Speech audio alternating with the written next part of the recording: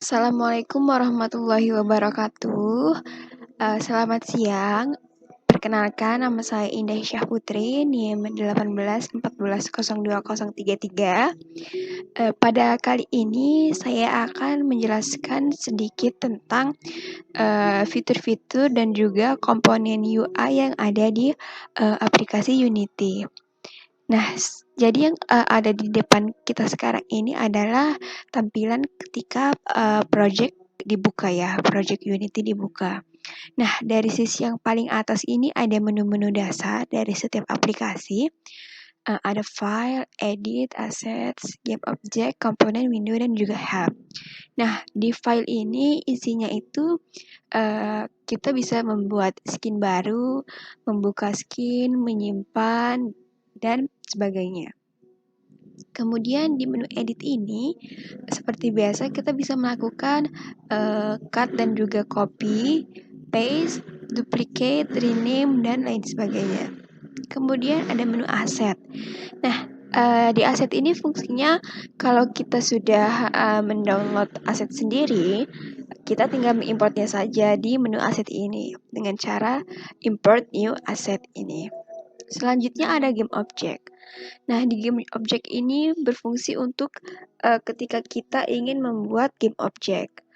Ada 3D object, ada efek, ada light, dan sebagainya. Kalau objeknya itu sendiri ada bermacam-macam ya. Ada cube, ada sphere, ada silinder, ada tree, dan lain sebagainya. Kemudian ada menu komponen. Di komponen ini kita bisa menambahkan efek, kemudian audio, video, rendering, dan lain sebagainya. Selanjutnya ada menu window. Nah, di menu window ini fungsinya adalah kita bisa menampilkan beberapa panel yang tersembunyi gitu. Jadi tidak memenuhi layar di depan kita. Misalnya kita ingin membuka animation, kita klik saja. Kemudian akan muncul panel animasi seperti ini. Nah, ketika kita sudah selesai, bisa langsung kita tutup.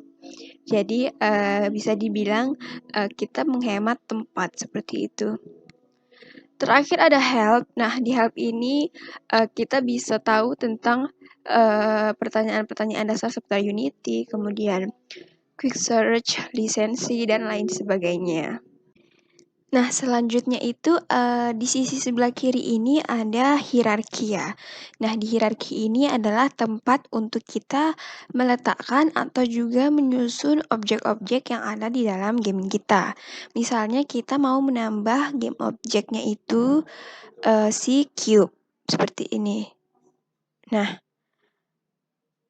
maka tertampil di sini cube. Kemudian, di sebelah atas hierarki ini ada navigasi beberapa tool yang bisa kita gunakan untuk memodifikasi si objek tersebut. Ada hand tool untuk mendrag si objek, kemudian ada move tool. Nah, move tool ini fungsinya untuk memindahkan objek ya, bisa ke kanan, juga bisa ke atas, bawah, dan sebagainya. Selanjutnya ada rotate tool. Rotate ini berfungsi untuk kita memutar si objek beberapa derajat ke kiri atau juga beberapa derajat ke atas, bebas bisa kita sesuaikan sesuai dengan kebutuhan kita ya. Nah, selanjutnya ada scale tool. Fungsinya untuk memperbesar dan juga memperkecil objek. Bisa memperbesar ke atas, ke samping, dan juga ke depan seperti itu. Selanjutnya ada rect tool. Nah, rect tool ini fungsinya juga sama ya untuk memperbesar si objek.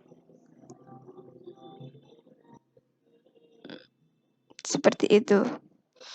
Kemudian ada juga tool yang merupakan gabungan dari ketiganya. Ada move, rotate, dan juga scale. Jadi ketika kita menggunakan tool ini, kita bisa sekaligus untuk memodifikasinya. Bisa di-rotate sekalian, kemudian bisa digeser, bisa juga diperbesar, seperti itu ya. Seperti itu. Nah, kemudian yang di tengah ini adalah navigasi atau button untuk kita mengetes game kita gitu ya.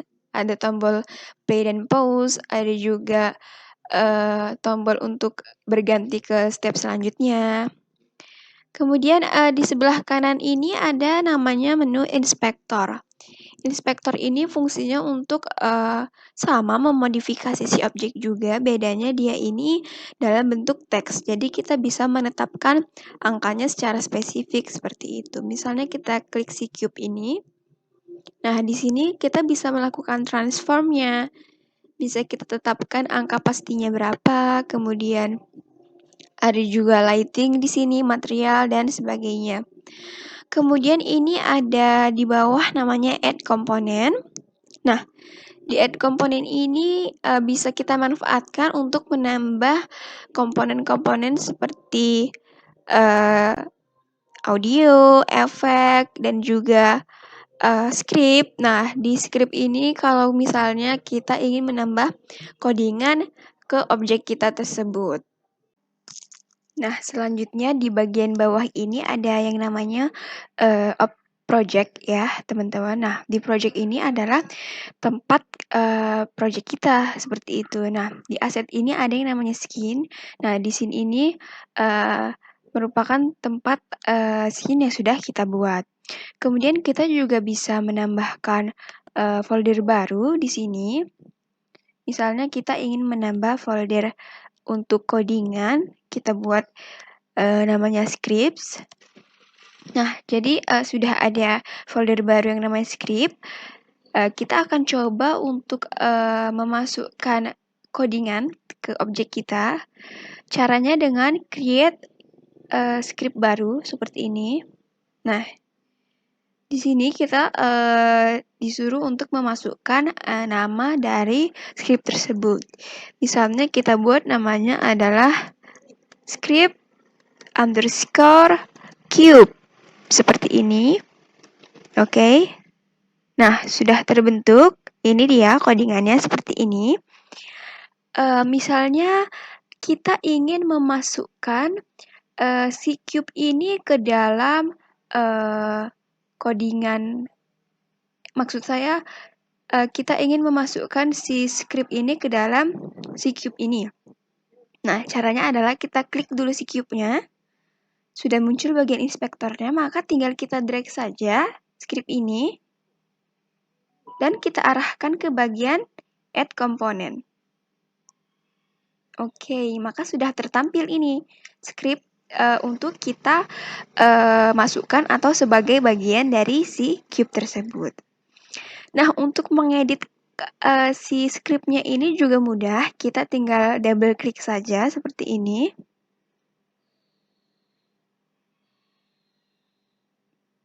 Kita pilih kita akan membukanya dengan apa. Nah, kalau saya akan membukanya dengan Visual Studio Code. Tunggu sebentar, dia masih loading.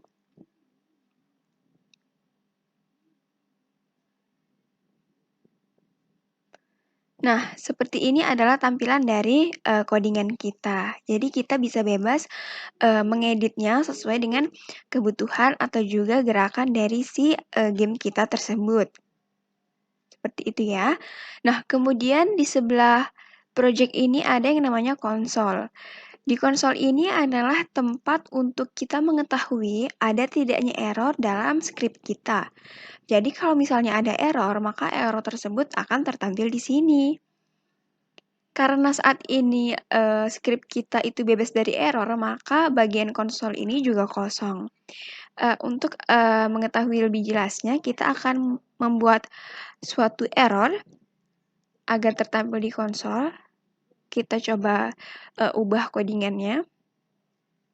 Misalnya kita tambahkan saja si codingan seperti ini.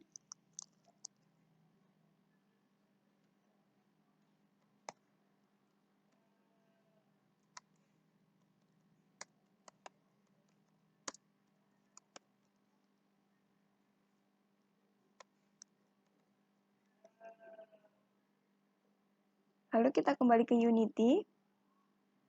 Nah, di sini bisa kita lihat bahwa ternyata script kita memiliki error.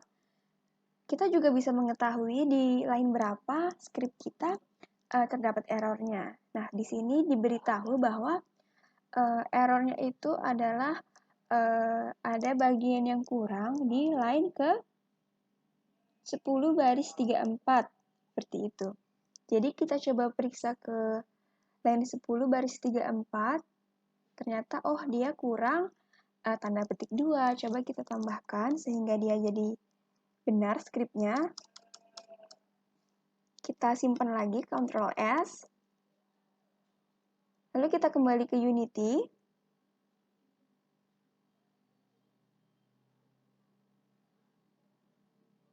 Nah, tampilan error di konsol juga hilang karena script sudah kita perbaiki. Seperti itu ya, teman-teman. Nah, selanjutnya itu di bagian atas sini ada yang namanya scene dan juga game. Nah, scene ini adalah tempat yang saat ini kita berada ya, yaitu tempat objek kita atau scene si game kita itu. Nah, kalau game ini adalah tampilan singkat tentang game kita nantinya, seperti itu. Nah, di scene ini sendiri dia ada beberapa menu yang lain ya. Ada shade, kemudian ada 2D. Nah, 2D ini maksudnya 2 dimension. Jadi kalau kita klik, nah dia tampilannya berubah jadi 2 dimensi. Kalau tidak kita klik, dia tetap menjadi 3 dimensi. Nah, sebelahnya ini ada scene untuk lighting. Kalau ditekan dia akan menampilkan pengaturan lighting. Kalau di off kan dia jadi tidak ada lightingnya. Kemudian ini untuk audio on atau juga off.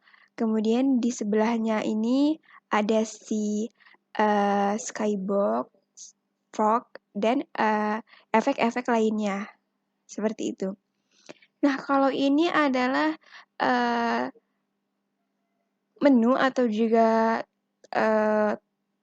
toggle yang menampilkan objek-objek apa yang kita sedang sembunyikan. Kemudian di sebelahnya ada pilihan apakah kita ingin menampilkan grid atau tidak. Nah, kalau saya ini menampilkan grid untuk lebih mudah dalam proses pengeditannya. Kemudian ini ada tool untuk menyembunyikan atau menampilkan komponen editor ya. Nah, di sini. Kemudian ini untuk mengatur kamera. Dan juga yang terakhir ini ada gizmos ini untuk menampilkan komponen-komponen apa saja yang bisa kita tambahkan atau kita atur ke si objek ini. Nah, mungkin seperti itu saja penjelasan singkat yang dapat saya sampaikan di video kali ini. Terima kasih karena telah menyaksikan video saya. Jika ada kesalahan kata, saya mohon maaf. Selamat siang dan wassalamualaikum warahmatullahi wabarakatuh.